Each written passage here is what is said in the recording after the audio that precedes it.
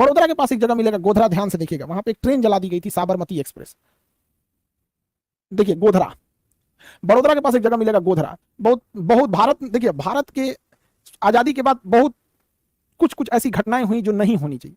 आजादी के बाद कुछ ऐसी घटनाएं नहीं होनी चाहिए। लाइन से गिनवाते हैं। 1984 में बेचारे सिखों के साथ बहुत अत्याचार हुआ। 1984 का सिख दंगा। 1996 में ना जो हुआ था, 90 मतलब ये तो पूरा कश्मीर में तो 96 के दशक का पूरा कश्मीर, 1996 के दशक का कश्मीर एक लंबा पीरियड था कश्मीर का। ये 90 से 96 तक चला था, मतलब मेनली 96 में अपना विकराल रूप ले लिया था। और 2002 का गुजरात दंगा, ये अहमदाबाद में, ये बहुत खराब, किसी भी सभ्य समाज में ये शोभनीय नहीं है। किसी को लगता है 1984 में बेचारे सिखों के साथ हो गया। इंदिरा गांधी की जब हत्या हुई तो जो सिख भाई थे इन लोग के साथ बहुत भयानक दंगे हुए। इसमें जम्मू कश्मीर में कश्मीरी पंडितों को भगा दिया गया, और यहाँ पे अहमदाबाद में ये भयानक दंगे हो गए थे यहाँ पे। अब अहमदाबाद के दंगे का कारण क्या था? तो यहाँ गोधरा में एक ट्रेन थी साबरमती एक्सप्रेस, उस ट्रेन की एक बोगी में आग लगी। अब यहाँ पे हुआ, आग लगाया गया, क्या हुआ ये तो पुलिस का काम होता है जांच करना। अब आपको पता है भारत की पुलिस कितना अच्छा से जांच करेगी। एक कमीशन ने कहती है कि लगी है, कहती है लगाई गई, इसके चक्कर में हो गया सांप्रदायिक तनाव, क्योंकि मरने वाले ज्यादा उसमें कार सेवक थे, जो कार सेवक अपना साधु संत होते हैं।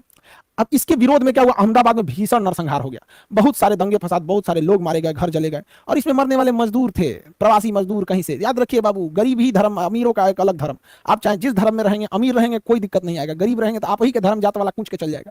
यहाँ भी मरे लोग बहुत भयानक। देखिए 1984 में सिख दंगे हो गए, 96 में जम्मू कश्मीर वाला हो गया, 2002। ये कोई एक सब विदेश में ये अच्छी चीजें नहीं होती है यहाँ पे, चाहे वो 84 का हो, 96 का हो या 2002 का। ये आज के समय में ये सभ्य समाज कभी भी इसकी कल्पना नहीं करता है। ये गलत बात है, चाहे जो भी मरे यहाँ पे। कश्मीर में देखिए, अच्छा इसकी समस्या क्या है, समस्या में देखिएगा 1984 में जो सिखों के साथ हुआ, इसकी आवाज कौन उठाता है? केवल सिख। सबको उठाना चाहिए ना।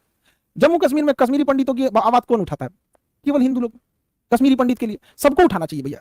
गुजरात में, अहमदाबाद में कौन उठाएंगे? मुस्लिम लोग। सबको उठाओ, सब एक दूसरे के लिए खड़े रहो, कोई नहीं लड़ा पाएगा। लेकिन जब जब केवल हम लोग अपने लिए खड़े रहेंगे तब तक एक दूसरे के लिए लड़ते रहेंगे। तो इसलिए जाति धर्म से ऊपर उठिए। अब ये समाज, अब देश, अब आपसे, अब उस माहौल में नहीं रहे हम लोग। अब देश को कुछ करने की जरूरत है, एक होकर रहने की जरूरत। ठीक है, खैर ये सब चीजें नहीं होनी चाहिए, लेकिन इतिहास में हो गई हैं। तो इतिहास में हुए घटनाओं को हम मिटा नहीं सकते, लेकिन हम इतिहास की इन घटनाओं से प्रेरित हो सकते हैं और एक लेसन सीख सकते हैं कि आगे वाले समय में हम एक दूसरे को एक हिंदुस्तानी के तौर पे देखें, न कि किसी पंडित के हिसाब से, ना सिख के हिसाब से, ना मुस्लिम के हिसाब से। समझ में आ गया कि नहीं? ये घटनाएं नहीं होनी चाहिए थी। अब यहाँ ट्रेन जलाई गई, रिपोर्ट आना चाहिए, पुलिस को रिस्पांस करना चाहिए बहुत तेज से। बाकी सारी चीजें अब ऐतिहासिक होती है। साबरमती ट्रेन वहां पे जला दी गई थी, कहां पर? गोधरा में। और इसके कारण यहाँ पे बहुत भीषण क्या हो गया था, दंगा हो गया था। उस समय मुख्यमंत्री गुजरात के नरेंद्र मोदी थे।